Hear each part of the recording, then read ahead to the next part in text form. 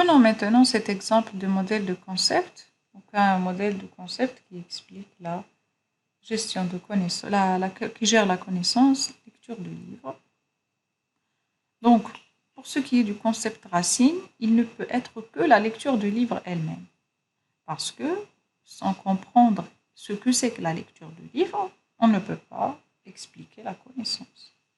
Et donc, là, c'est là la sensibilité du choix de ce concept racine. Il faut qu'il soit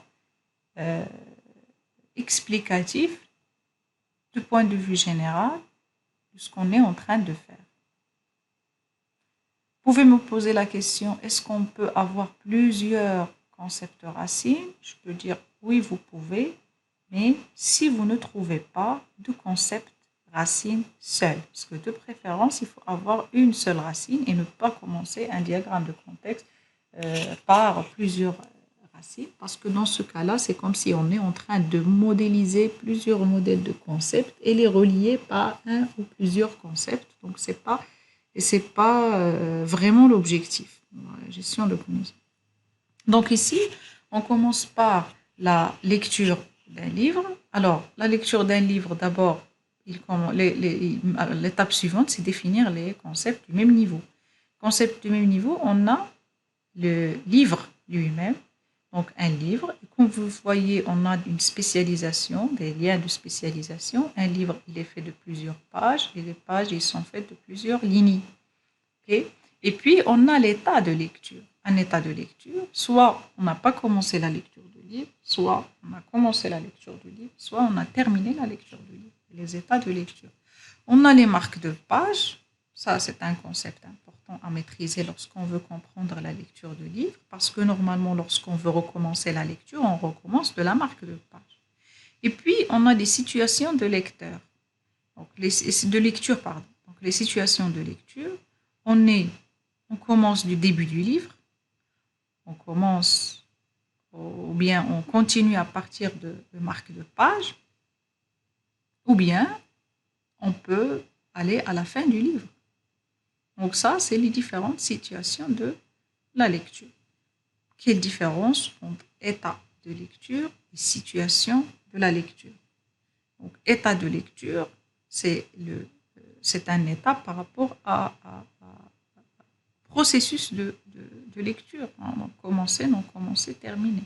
Pour la situation de lecture, c'est la position par rapport au livre. C'est un positionnement par rapport au livre. Pour dire, est-ce que je suis au début du livre, est-ce que je suis à une marque de page, ou bien je suis à la fin de ce livre. C'est une situation de lecture. Et puis, il y a un état de lecteur. L'état de lecteur, là, on a choisi de mettre 3 concepts uniquement, mais on peut avoir une infinité d'états de lecteur. Donc, motivé, sommeil ou ensommeillé, dérangé, plus envie de lire, dépendamment des états qu'on peut identifier pour comprendre l'état d'un lecteur. Donc, pour identifier la première des tâches, on a dit, c'est identifier le domaine. Et donc, pour identifier le domaine, le concept racine du réseau à partir duquel on fait l'arbre de décomposition. Donc, en comprenant le domaine de la connaissance qu'on veut décrire, le domaine duquel l'expert va parler, ça nous permet facilement de définir le concept racine.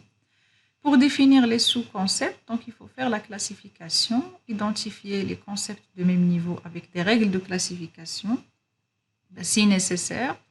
Donc décomposer un concept lui-même en sous-types par opposition, comme on a vu, décomposition dichotomique, oppositoire. Et puis, essayer de voir le lien de classification entre sous-contextes. Donc, une révision, il est indispensable une fois que vous faites la décomposition. Et la troisième étape, c'est faire les liens. Donc, soit définir le concept en donnant des attributs, A est partie de B, soit classifier le concept en sous-contextes, concept A et type de B. Ça, c'est les différents liens qui existent. Et bien sûr, lorsqu'on relie la spécialisation avec un trait qui est fort et on relie la description avec un lien qui est fin. Et voilà, on finit avec le modèle de concept et on va commencer le modèle de tâche.